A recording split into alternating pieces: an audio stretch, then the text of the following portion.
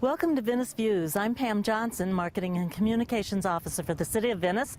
Today we're at the historic Lord Higel House. It's the oldest existing house in Venice. And we are going to talk to some of the family members, the descendants of some of the first settlers, some of the people who lived in this house, the Higel family.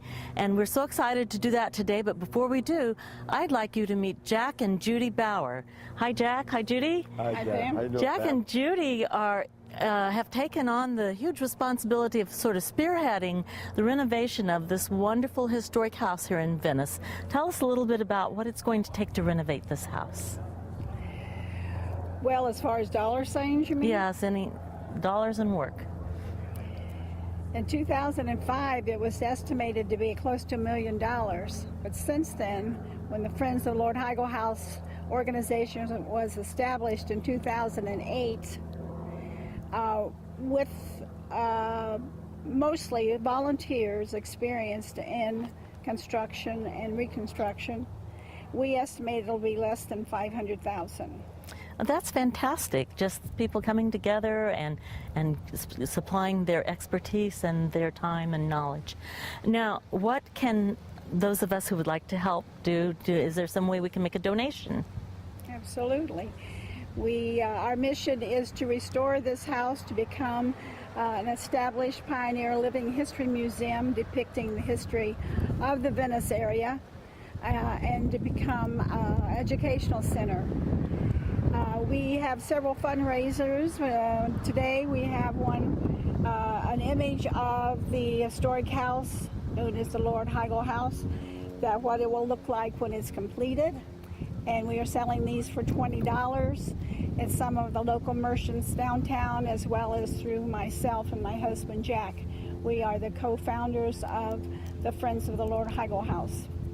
Now, where can we send a check to if we just would like to make a donation? You can make a donation by making your check payable to Lord Higel House, P.O. Box 1190, and that's Venice 34284.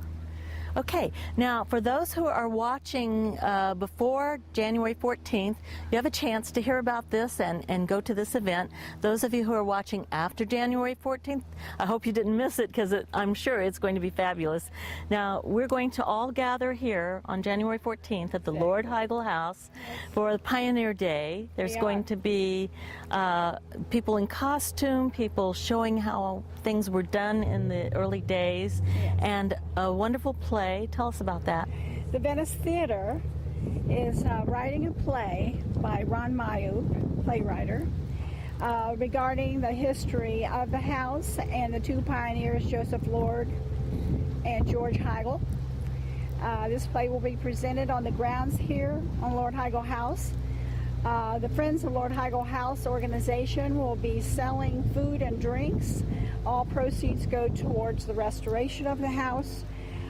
There will be 10 or 12 crafters that are experienced in creating pioneer-style crafts on the grounds, exhibiting their talent and probably selling a few.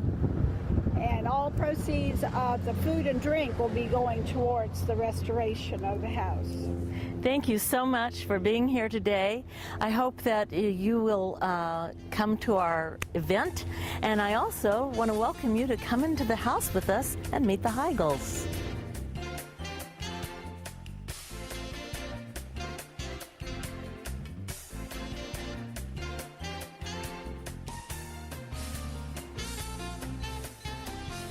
We're inside the Lord Higel House, and with me are the descendants of Frank Higel, who was one of the first settlers here, and his son George lived in this house for a while.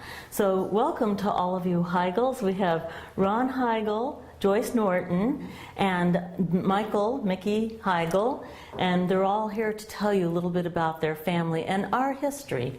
So first of all of you are descendants of Frank, and then Frank and Addie had 6 sons, was it? Yes. But so Ron and Joyce are brother and sister, and your grandfather was George, who lived in this house. Right. And Mickey's grandfather was Ralph, who was married to, or George was married to a Williams girl, and her sister was married to Ralph. Right. So, okay, now we've got all that straightened out. Let's talk about Frank a minute and see what kind of person was he? Why would he come to this wilderness to live? Ron, you want to start? Well, the story that I've heard, and I guess has been corroborated, is the fact that he immigrated from the Alsace-Lorraine region of Europe, probably somewhere on the French-German border. And he came over to the United States with his sister, who everybody has lost contact with and don't know anything about her past or her whereabouts after she left Alsace-Lorraine. He came to Philadelphia and was in the European sense, a trained chemist, which we call a druggist in this country. And anyway, the Civil War began, and he became an officer in the U.S. Navy, and he served in the Vicksburg campaign of the Mississippi River. And after that was over, he came back to Philadelphia, became married, and one of their neighbors was Hamilton Diston, and he had convinced Diston that he had found a method of converting cassava to the cassava plant to a starch, usable starch. We now know that is tapioca. Mm-hmm. And also that he was convinced that Florida would be a good place to grow indigo for the burgeoning cotton industry in this country after the Civil War. Now, not heralded, but the first big developer in the state of Florida was Hamilton Diston. He saved the state of Florida from bankruptcy in 1880 by buying $1 million worth of state bonds. And that $1 million bought him 4 million acres of land, basically southwest Florida, in which Venice is part of. And my great-grandfather sailed then from New Jersey in a one-man sailboat down the east coast of America, around the tip of Florida, obviously because we had no intracoastal waterways in those days, and landed on the shores of what we now know as Venice in about 1880, 81. I'm going to let Mickey take over some of the story, and I know you've told me before a little bit about Adelaide, who was Frank's wife, and her part of this adventure. Yeah, I told you about the incident in Philadelphia that happened in 1892 when we don't know why. We can only assume why, but she was already up there, and he returned up there, and I guess there was a quarrel of some sort, and Bring her back. And he shot her. Mm-hmm. Well, he thought he'd killed her, and he turned the gun on himself and did himself in. she lived. And that was actually about... She's actually survived. That was in 1892. It was She almost would have been 55, 20 54. years after they came here. It was... 1884 right. she came down. So they had been here quite a bit of time, but she was, well, maybe Joyce wants to tell about Addie. She was a city girl. Yes, very prominent family and all. And she just didn't want to come down to the woods and mosquitoes and and the houses didn't have screens. So, she was probably a little frightened about, Mm-hmm. And she wanted her sons really to stay up there. The one son, as I understand, was dropped by birth, was a nurse or something, and crippled Oh, for the goodness. rest of his life. Oh. And that's mainly all that I can remember. Mm-hmm. Now, Mickey, Addie and Frank, when they got married, you told me she was a city girl, just as Joyce had said, and she didn't really want to come. So when he bought the property, How long did it take them to get down here, and what happened next? Well, as Ron said, it was in '84 when he brought the family. And I'm not, none of us are sure when the boys came, whether they came with the mother. We believe they all came in '84. But we don't know. We only speculate the reasons for his demise. We think that possibly it was because she didn't like to live here. Well, it's word from her side of the family too. Right. Well, no one ever liked to talk about it, and to try to deny history is like trying to deny the tide. It always comes out. The older generations won't talk about it, but the younger ones will. The thing is that I remember we had a distant cousin whose descendants are still here with us from Philadelphia, Mabel Force, and she came down. She was an old lady when she came to Venice, and she was a little girl in the house, and she remembers it happening because Addie was her mother's sister, and she remembers the attempted assassination, killing of her aunt, and then the funny thing, and I think the most amazing thing about the story, is that happened in 1892-93, and Addie came back down to Venice and never left it again Till her death. until her death in 1927. Right. And it was amazing to me that she would do that.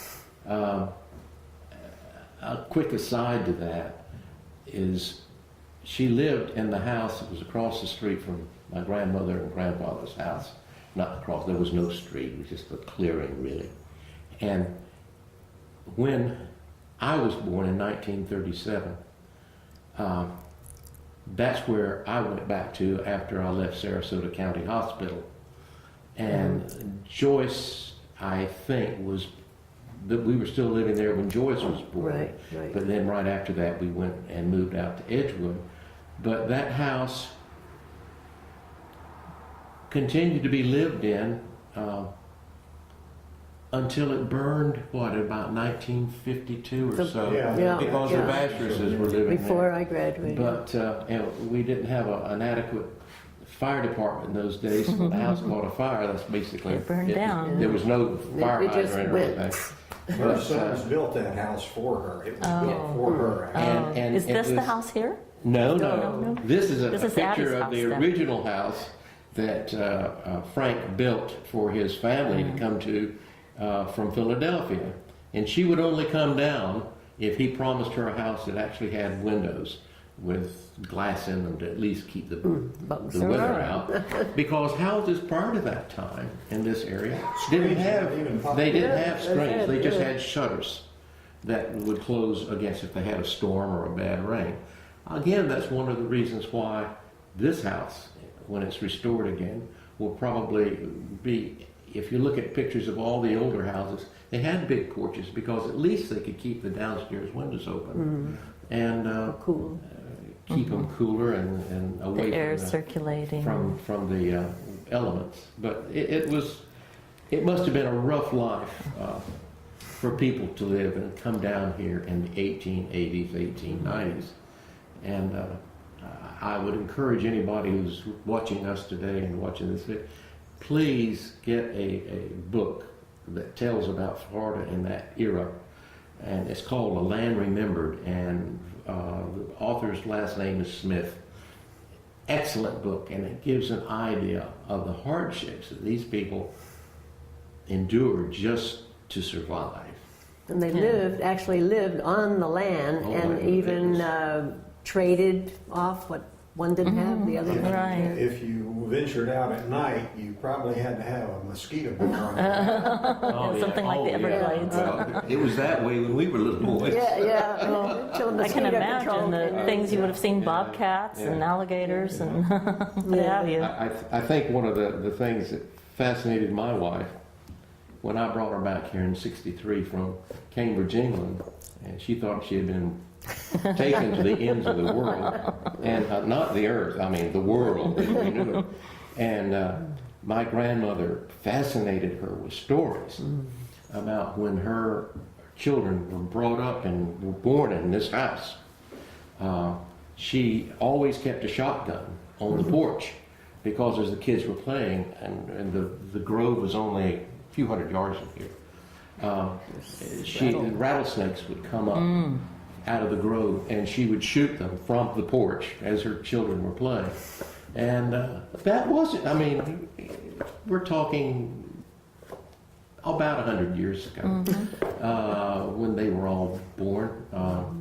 But a different world than what we for sure. see today. Now, your grandparents, they were also, very strong and courageous to live in this still wilderness that Frank came for. Frank didn't actually did he ever plant the cassava plant? Oh yeah, yeah. And he I think the best preservation we have was done by my cousin Jackie, who's over here. Her father found, when they were cleaning out the attic, the actual labels, called the Manatee labels, that he was producing what is recognized by the Florida Grower magazine, the citrus industries magazine in Florida, as probably the first citrus concentrate produced in the state of Florida. And it was basically concentrated orange juice. In England, they call it squash, where you take a little bit and you add some water to it and you drink it. Well, it's like concentrate that we have today. Yeah. So he actually also planted some groves. He started citrus. He planted Probably guava. the guava, and they made guava jelly, which is very good jelly. Wonderful guava pies. Oh, wow. And so there was a lot started by the people that came, and they weren't alone. The unique thing I think about Frank Higel at the time is that the community was basically all based north of Roberts Bay. And the only family who really lived south of Roberts Bay were the Higels. And at one point, they tried to have a post office called Erie, which is the nest of an eagle. Birds, yeah. But it didn't pass until later on, when the community finally got large enough, they adopted the name Venice.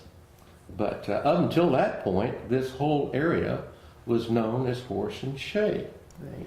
And the reason for that is that the tree line from the ocean looked as it had the appearance of a horse and a shade. And so it was known as Horse and Shade Point on the nautical maps. It is still known as Horse and Shade Point. Interesting. Nautical maps. And so this whole area, everything from Osprey all the way down to the Inglewood area, was known as Horse and Shade. And then we became Venice, and then Venice became Venice, Nokomis, and Laurel. Yeah. Okay. Well, that's a lot of the history that what Venice has become is part of what your family started. Now, when they came down here, Mickey, Frank purchased property from the Roberts family? Is that correct? Robert Roberts, that the Bay, Roberts Bay is named after. So he owned all that whole area, and I guess the Lord family owned some of that property along the bay there as well. That would come later. That was later. Was a homesteader. He had homesteaded. Now he only sold a portion of his property I see. to my great-grandfather. Now, did he have property all the way down to Inglewood, or? I don't know how long. No, I don't think it was just a homestead. It depended on what you homesteaded. It would have been. Yeah. You could have. What they applied normally for. would homestead would be 160 acres, a quarter section, is what they were. That was the old. That was post Civil War. Okay. Well, he eventually moved back to Sarasota. And So the house. The Roberts family in Laurel are related to him Okay. somehow. I've talked to them, and they said they are related. Also, there's a Roberts Bay in Sarasota. yeah. Oh, interesting. And he may be related also. Yeah. Now, the next ones were the lords who built this house, and by that time, your two grandfathers were grown. Now, Ralph lived on the bay, and tell us about Moss House. Well, Moss Oak is Oak. where today, where 816 Laguna is. That was the address. It was directly across the street from where George, Ron's father, and Joyce's father moved this house. It was right across. Right across, yeah. And it was, it started out, Lula, my grandmother, was the oldest of 3 children, Of the Williams family. the Williams family. And I'm not sure whether Aunt Abby was the middle or the youngest. Do you know? Uncle Your George? grandmother was Abby Williams. I think she was the youngest of the Okay. 3. But George. there wasn't much in between any of them. No. Right. George was the middle one. And he had a dairy in Nokomis until 1948, I think, when Edmondson Dairy bought it out. Oh, okay. Now, I do remember reading in, your grandfather, George, was Nemo, who wrote the Times articles for years and years, from the time he was 16, I think we said, until the 20s, and for the Times. And so I read some of those, and it's fascinating reading, and I hope that anybody who's interested in the history will read that, because it just tells you how they lived. I'm fascinated with some of the problems, the hogs getting out of their fence and destroying everyone's gardens, and just all the things, what the price of citrus is for the And day. always the All weather that. mentioned. And the weather, yes, whether we need rain or not. It's just They were fascinating. farmers, They were. Yeah. Well, so back to growing up here. You went to high school where? Venice, Nicole. Nokomis High School. And where, that was up near Spanish Point? No, right there in Nokomis. Yeah. In Nokomis, okay. Nokomis. And The buildings are there now on Pocono Trail, I think it is. were you two in the first graduating class Yeah. out of Yeah. New Venice High? Yeah. I graduated from Venice Nokomis High Oh, The right. last in 54. In the old Yeah. school. 54. But, yeah. And But our class, 1956, yeah. was officially, and has been claimed through City Hall, that it's officially the first I knew it. graduating class. Right. From Venice High School. Venice High Okay. School. So what was that like? That must have been pretty exciting to be the first class to graduate from Venice High School. Oh, yes. It wasn't too exciting to move, because I was involved in it. Oh, I see. Moving Yeah. furniture. They didn't quite finish off, so we moved over Christmas vacation, I believe it was. So that's we made a few months in the Venice. But the question is it's always been a debate between the class of 1957 saying that they were the first Oh, graduate. I see. But I claim, okay, I have a diploma, and it says I graduated from Venice High School. I never even considered 57. Why would you even consider? I am sure it got confusing because you moved over the Christmas We holidays. weren't the so- full year. Yes. We weren't the full year. Yes.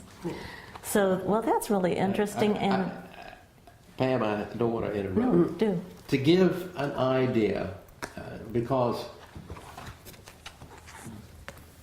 my class of 1954 had 33 in it that graduated. I think maybe 31 graduated, because I think a couple of the girls were pregnant. It happened even in those days. And they weren't allowed to officially graduate, but they did get their degrees. But they didn't participate. There were 33 of us. I want you to understand, that was Osprey, Laurel, Nokomis, Yep. Venice, Inglewood, Placida, Wow. and one of my classmates came over from Boca Grande in Wow. his dad's fishing boat every morning to get the bus from Placida. That's amazing. That was all of the graduating students in that, what, 50-mile stretch of the coast. how many are graduating in Venice High? Just Venice High? It's probably 1,000. There's a few Okay. thousand Yeah. kids there now. Not counting those that go to Cardinal Mooney or Right. Pineview. Right. Yeah. To give you an idea of the growth of Well, this area. I was going to ask you, how many people lived in Venice during the 50s? You probably knew everyone. Oh, you did? Oh, Oh, yeah. walk up and then, hi, how are you doing? And you dare do anything wrong because it would get right back to your No, everybody knew everybody. I mean, I tried seriously. to estimate before the war, I was thinking maybe 500 permanent residents. Oh, I doubt if it was that many. And that's what I've heard from A lot of other. these old houses that you see were vacant. Oh, that, yeah. that was my dad's job. A company after the Depression bought a lot of the vacant, unfinished houses in the bankrupt sale of the BFLE. It was called the Venetia Corporation, and no one knew about the Venetia Corporation unless you were some way involved. But a Venetia Corporation owned Eagle Point. Oh. That's a name everybody knows. They also owned about 50 houses in Venice. They owned basically all the houses in Edgewood. There were only maybe a half a dozen, and that was Myrtle Avenue and Groveland Avenue and a couple other little side streets. They owned almost all the houses around Venetia Park. They owned several of these apartment buildings. So Dad was the superintendent for those properties, which became rented to the military personnel at the base. That was called Venice Houses. Right, Venice Yeah, Venice House, the House. Venetia Corporation. That was- Venetia Corporation also owned everything from Inglewood, 776, all the way to the Myakka River, along my. 17,000 acres. So everything that's Taylor Ranch and whatever it's become today, That all big of this triangle development. in there between the Right, river that road. whole, all the way down to Inglewood to East River Road and to Inglewood was all owned by Venetia. Now, my mother's brother managed Eagle Point. And what was his name? Jack and Georgette Georgette. managed it right after the war. He came back, and Eagle Point was kept intact until just 10 years ago, when a new developer came in and they kept the old houses as cottages, refurbished them. The clubhouse is exactly the same as it was. They even have kept the water tower and Eagle Right. Point. But a lot of Eagle Point that you see now did not exist. Most of the property that you see in Eagle Point did not exist until 1967, when the Intracoastal Waterway came Built through it Venice. And it became a spoil depository. And Eagle Point, for 10 cents a cubic yard, got lots of land. Oh, my for goodness. almost nothing. And that's where all those waterfront Yeah, homes. now, And across now the it's street. exclusive. Yeah.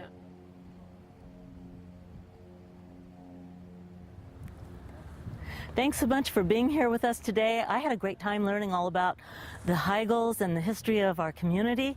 And if you would like to know more about it, you should go and get the 3 volumes of this book, Venice Before 1925, that was written by George Higel, known as Nemo. You can get this book at the Triangle Inn, the Venice Archives and Area Historical Collection, and I hope that you will, because you'll really enjoy it.